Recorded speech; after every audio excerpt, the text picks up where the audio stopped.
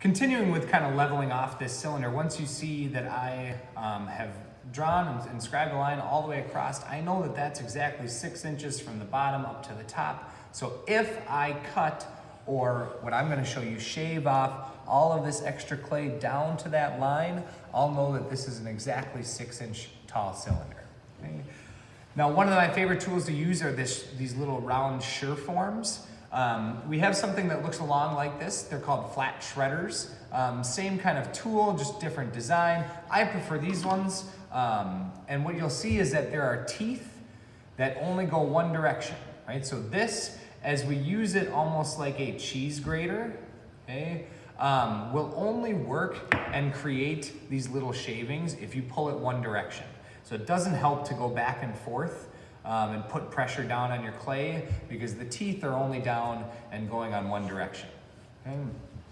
Now what I'm going to do is, just like kind of that cheese grater or that sure form, I'm going to take and hold this upright, and I'm going to carefully and gently shave off my clay all the way around, making sure that I'm going to eventually go all the way right down to that line that I drew that I know is exactly 6 inches high. Once I've reached that line there, I know that I shouldn't go any farther, and I'm going to continue around my cylinder, bringing that lip all the way down to that line that I drew.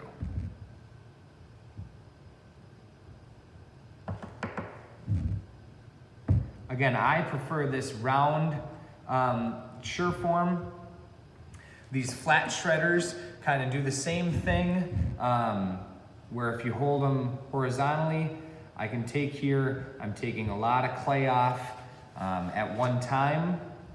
Right? The biggest thing about these sure forms is, one, making sure that they're clean so that that teeth, they can actually be used and take off these little shavings.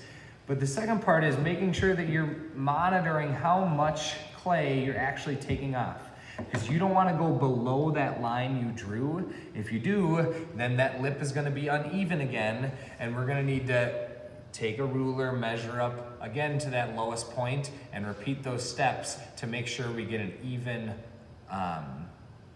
level lip of our cylinder.